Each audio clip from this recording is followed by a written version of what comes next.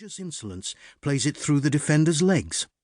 There is only just enough room between the V of the bicycle frame and its crossbar for the ball to pass through, but it does pass through, and runs out wide to where the boy's fullback is making an overlapping run. When the cross comes in, it is sweetly hit with some inswing, and the boy meets it with his head. Or would have done.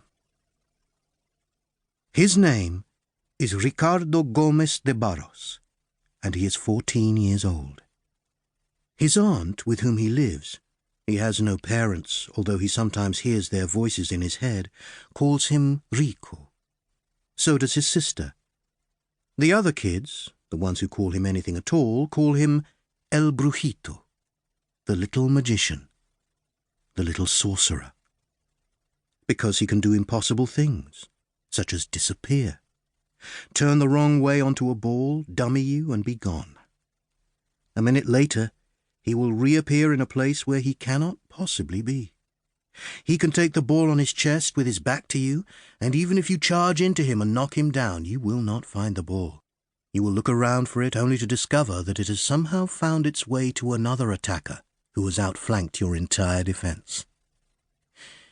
There is perhaps something supernatural about Brujito's ability to do these things, and he himself would not deny it. Not out of arrogance, but out of modesty. He is wearing a Deportivo San Juan football shirt. Its red and black quarters have faded, and it is ripped at the seam below both armpits. One of his imitation Adidas trainers is splitting along the join of the upper and the sole, and the lace of the other has been replaced by green nylon string. The sky above him is pearl white, already pinkish above the tree line. Soon other boys will drift by, and some will call out to him. "Hey, Brujito!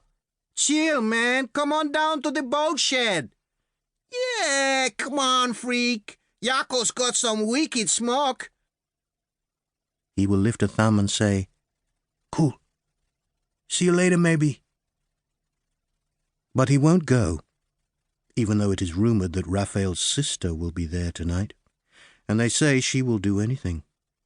And in a vague and troubling way, he is curious to discover what anything is.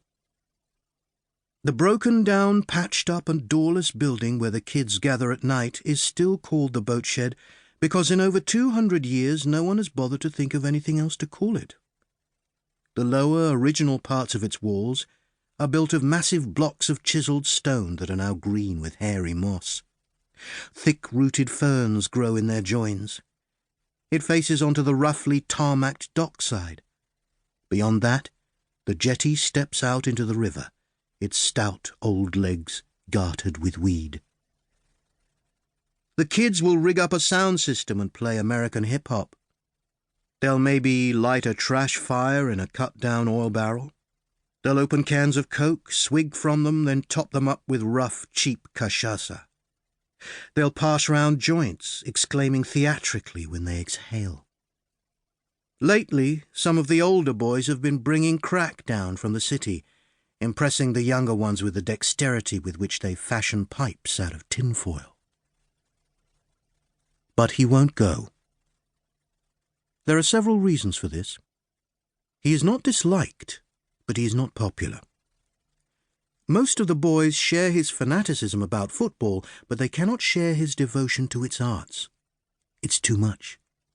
They've all watched the soap operas, the ones where some dirt-poor, screwed-up kid who happens to be a soccer genius is discovered in some crappy little town like this one and goes on to win the World Cup, or something stupid like that. And they know it's just TV. Another kind of dope. But El Brujito believes in it, man. Like he's actually getting ready for it to happen. Crazy. Weird. He's okay. But okay like that sorry kid Paolo whose brain is wrong.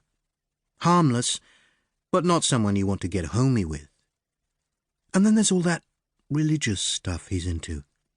Same as his kid sister.